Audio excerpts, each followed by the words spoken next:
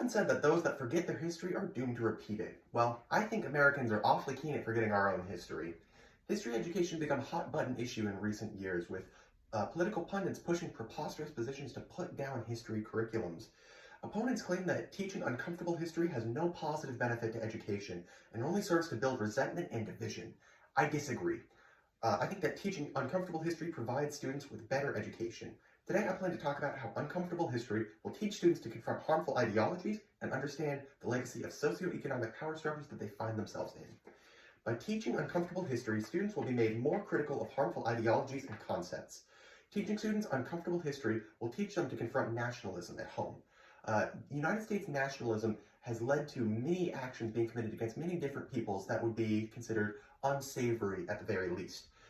These actions are not covered in public education, and the American government has not taken responsibilities for actions and atrocities that they spearheaded in the past.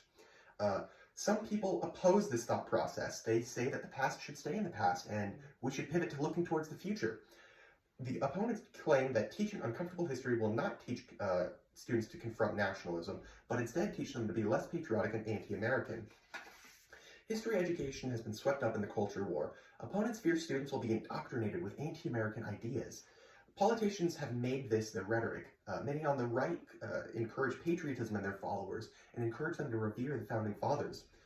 Former President Trump said in his White House conference on American history, quote, "Our mission is to defend the legacy of America's founding, the virtue of America's heroes, and the legacy of the American character. We must clear away the twisted web of lies in our schools and classrooms and teach our children the magnificent truth about our country. We want our sons and daughters to know they are citizens of the most exceptional nation in the history of the world."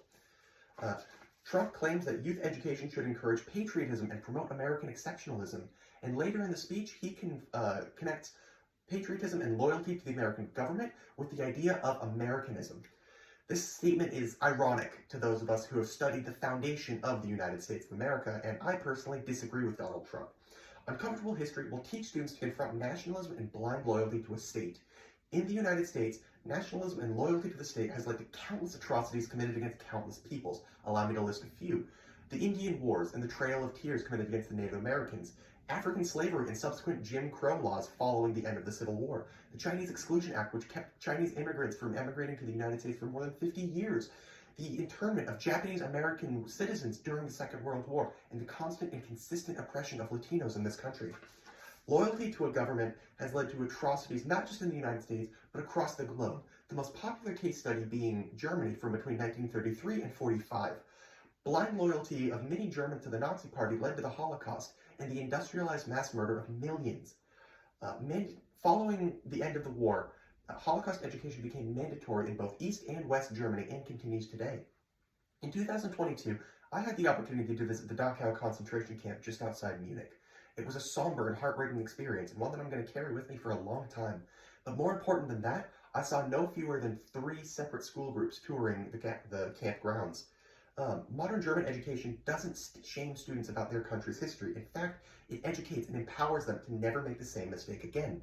Bertha Pater is the head of the Arlington Archives, a Holocaust Memorial Center. She says the goal of education is to go far beyond the historical events.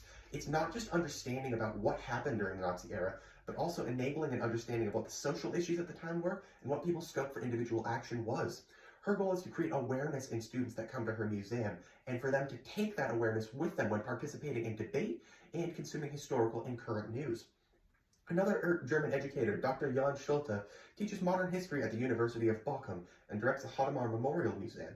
He's also responsible for the museum's educational program. Schulte explains how students connect with painful history in his museum, saying, quote, "Pupils are very willing and eager to discuss both the Nazi past and consequences for our present." Schulte emphasizes the engagement that young people have for history. If taught in the German style, American students will be able to come to terms with the actions that their government committed in the past, as well as be unwilling to fall into the traps that allow those actions to continue in the present. Knowledge of uncomfortable history not only teaches students to confront harmful ideologies and policies, but also understand how those policies affect their current lives today. Teaching uncomfortable history will give students a better understanding of their personal socioeconomic position in life. Despite the Declaration of Independence's claims, not all Americans are created equal. Racist government policies have led to socioeconomic advantages and disadvantages across many different groups. Students need to learn about these policies in order to better understand their own personal socioeconomic position, as well as that of others, so that they may better care for themselves and fellow citizens as adults. Opponents to this way of thinking claim that teaching kids about their socioeconomic position is not beneficial, and actually, students are implementing a sort of reverse racism of their own by treating students with different skin colors differently. They say that teaching uncomfortable history won't give kids a nuanced understanding of their socioeconomic position. Instead, it will make the kids in higher positions feel shame and guilty, while making the kids in lower positions feel resentful.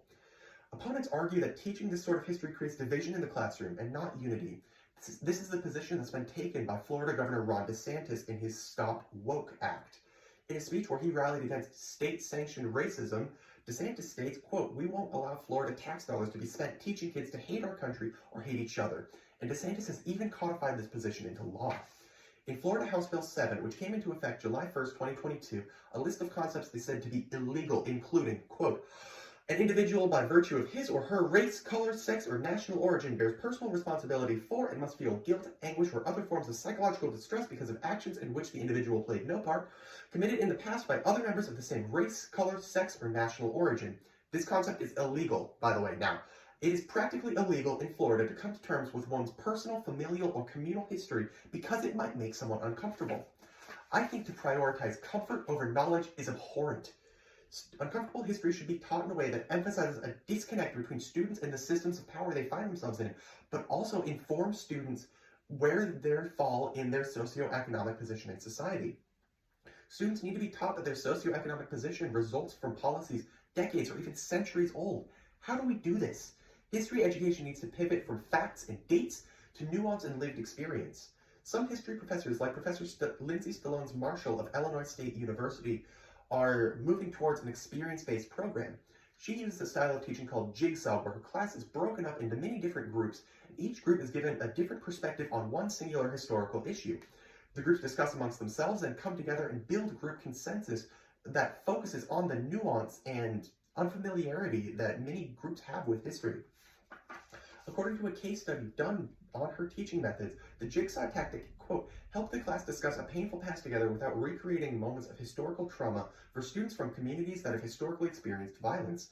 In this case study, Stallone-Marshall taught a lesson on racial housing covenants in the 20th century, and then connected that with the concept of generational wealth. Stallone-Marshall teaches to emphasize the legacy of painful history, while teaching students they are not responsible for and don't have to be complicit in oppressive power structures. Many students are also embracing learning about their socioeconomic status. In a report for the University of Central Florida by grad student Andrew Ridebaum, she quotes an unnamed student who said that learning about uncomfortable history, quote, "can allow us to highlight areas of inequality, allowing for us to mend them, allowing for people to easily find their place." Students who learn uncomfortable history and their place in society are more driven to right the wrongs of the past and create a better future for future generations.